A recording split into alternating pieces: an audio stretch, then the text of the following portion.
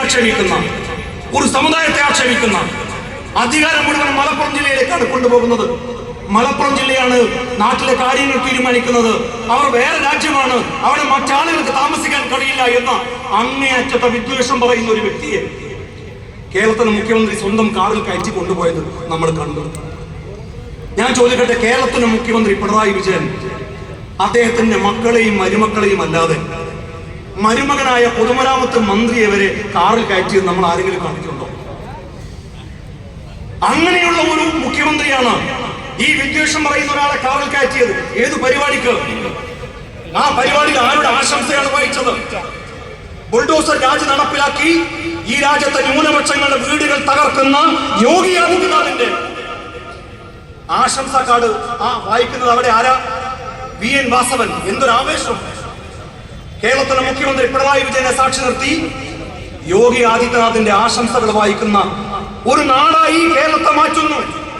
ഈ മുഖ്യമന്ത്രിക്ക് ഒരു കാര്യം അറിയില്ല.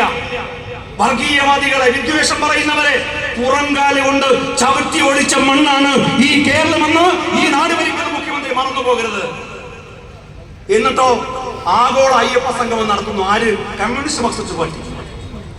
ശബരിമലയിലേക്ക് സ്ത്രീകളെ പ്രവേശിപ്പിക്കണം എന്ന് പറഞ്ഞിട്ട് ആചാര ലംഘനം നടത്തിയിട്ടാണ് ഈ നാട്ടിൽ നവോത്ഥാനം ഉണ്ടായത് എന്ന് നാടുനീള പ്രസംഗിച്ച കമ്മ്യൂണിസ്റ്റുകാർ തെരഞ്ഞെടുപ്പ് വരുമ്പോ ആഗോള അയ്യപ്പ സംഘം, ഇത് കാപട്യമല്ലേ? ഞാൻ ചോദിക്കട്ടെ, ശബരിമലയിലേക്ക് സ്ത്രീ പ്രവേശനം അനുവദിച്ചുകൊണ്ട് സുപ്രീം കോടതിയിൽ ഒരു ഉത്തരവ് വന്നപ്പോ ഈ രാജ്യത്തെ രാഷ്ട്രീയ പാർട്ടികളൊക്കെ ഒരു നിമിഷത്തിൽ ആശങ്കയിലായി. എന്ത് പറയണമെന്ന് ഒരാശങ്കയുമില്ലാതെ ആദ്യമായി ഞങ്ങൾ വിശ്വാസികളോടൊപ്പമാണ്, ശബരിമലയിലേക്ക് സ്ത്രീകളെ പ്രവേശിപ്പിച്ച് അവിടെ വിശ്വാസത്തിൽ ഇടപെടരുത് എന്ന് പറഞ്ഞ പാർട്ടിയുടെ നേതാവിന്റെ പേര് പാണക്കാട് സയ്യിദ് സാദിഖ് അലി ശിഹാബ് തങ്ങളാണ്.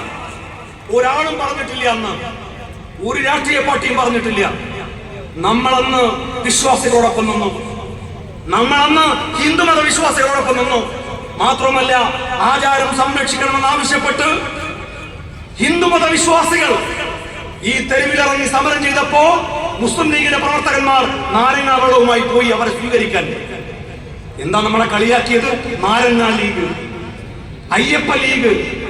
അയ്യപ്പ ലീഗ് ആക്ഷേപിച്ചപ്പോ നമ്മൾ പറഞ്ഞു, ശരിയാണ്, ഹിന്ദുമത വിശ്വാസികളെ ചേർത്ത് പിടിച്ചതിന്റെ പേരിൽ ഞങ്ങൾ അയ്യപ്പ ലീഗ് എന്ന് പറഞ്ഞാൽ അത് ഞങ്ങൾ ഒരു സർട്ടിഫിക്കറ്റ് ആയി എടുക്കും.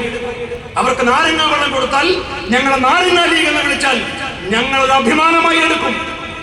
അന്ന് ആ വിശ്വാസികളുടെ കൂടെ നിന്നു ഇന്ത്യൻ യൂണിയൻ മുസ്ലിം ലീഗ്.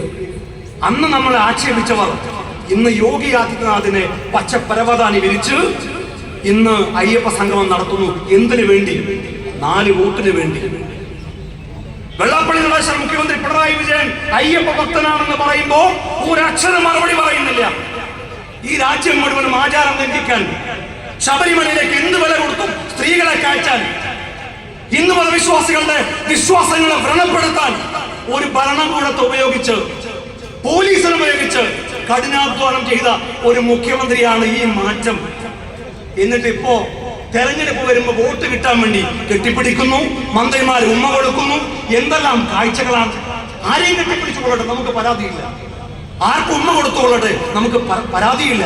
പക്ഷെ ഈ തെരഞ്ഞെടുപ്പ് വരുമ്പോ ഈ കാപട്യം എന്തിനാണ്? അതാണോ നിങ്ങളുടെ നിലപാട്? 7 സുന്ദര രാത്രികൾ എന്ന് പറയുന്ന നാടകത്തില് പാഷാണവർക്കിയുടെ